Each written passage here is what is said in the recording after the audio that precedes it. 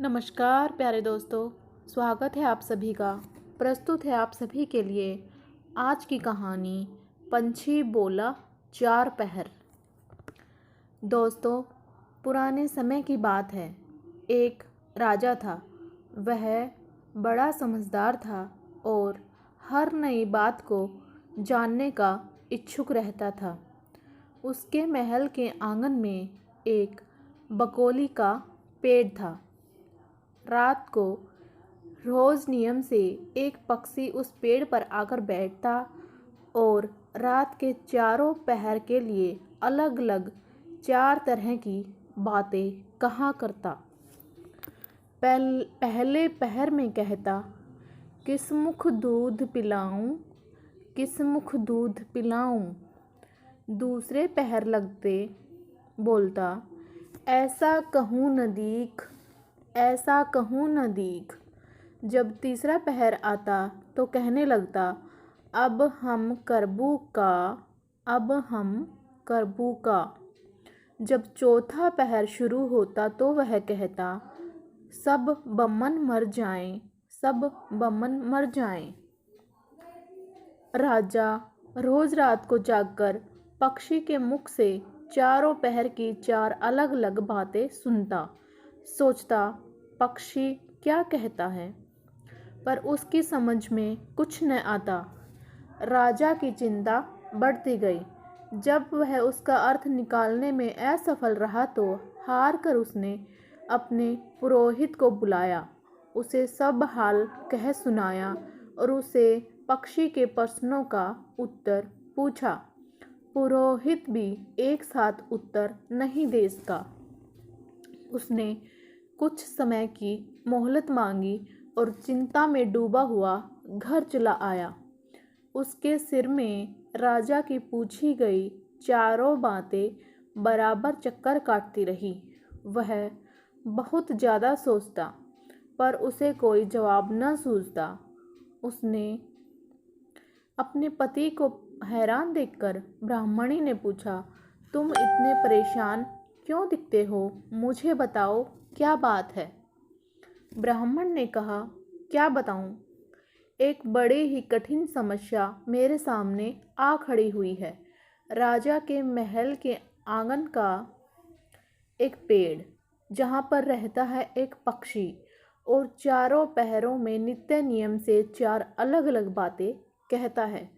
राजा पक्षी की उन बातों का मतलब नहीं समझा तो उसने मुझसे उनका हल पूछा है, पर पक्षी की पहेलियाँ मेरी समझ में भी नहीं आती।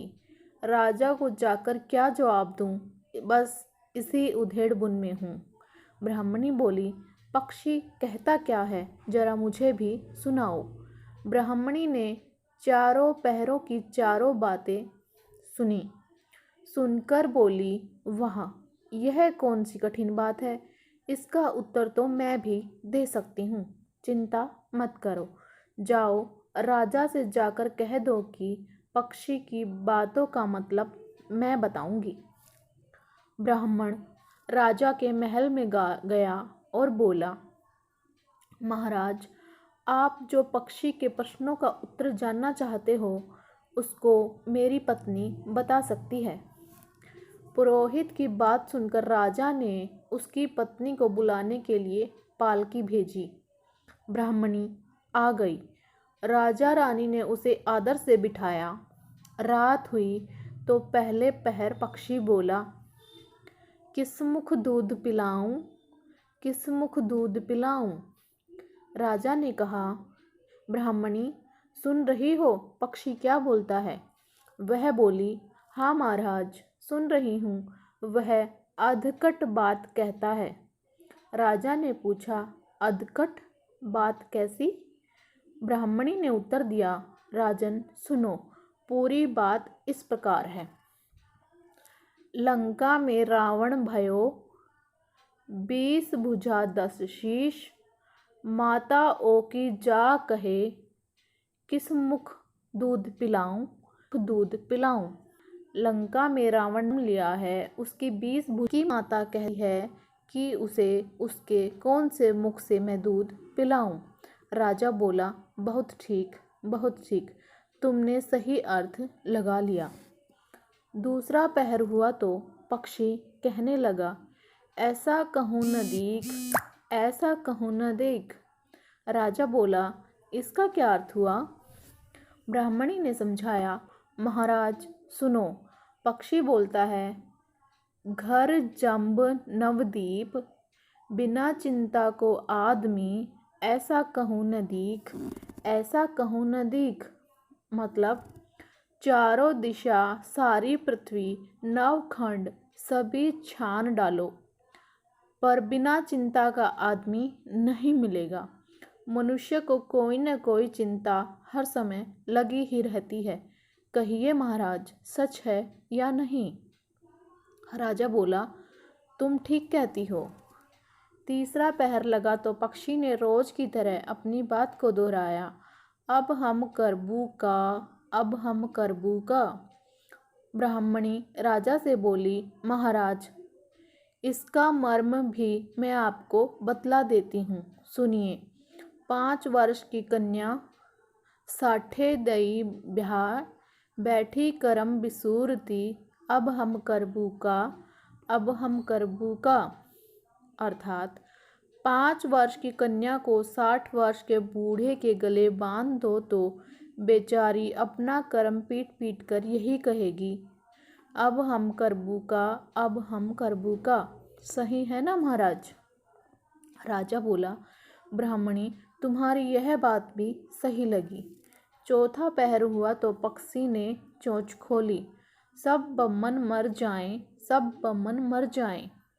तभी राजा ने ब्राह्मणी से कहा, सुनो ब्राह्मणी, पक्षी जो कुछ कह रहा है क्या वह उचित है? ब्राह्मणी मुस्काई और कहने लगी, महाराज मैंने पहले ही कहा है कि पक्षी अधकट बात कहता है, वह तो ऐसे सब ब्राह्मणों के मरने की बात कहता है। विशर्वा संगत जो करे, सुरा मांस जो खाए, बिना सपरे भोजन करे, वे सब बमन मर जाएं, वे सब बमन मर जाएं। मतलब जो ब्राह्मण वेश्या की संगति करते हैं, सुरा और मांस का सेवन करते हैं और बिना स्नान किए ही भोजन करते हैं, ऐसे सब ब्राह्मणों का मर जाना ही उचित है। जब बोलिए, पक्षी का कहना ठीक है या नहीं? राजा ने कहा, तुम्हारी चारों बातें 52 तोला पाव रत्ती ठीक लगी, तुम्हारी बुद्धि धन्य है। राजा रानी ने ब्राह्मणी को बढ़िया कपड़े और गहने देकर मान सम्मान के साथ विदा किया। अब पुरोहित जी का सम्मान दरबार में पहले से भी और अधिक बढ़ गया था। धन्यवाद प्यारे दोस्तों। प्यारे दोस्तों, इसी तरह की कहानियाँ सुनने व जानने के लिए आइए जुड़िए मेरे चैनल के साथ, भक्ति ज्ञान गंगा।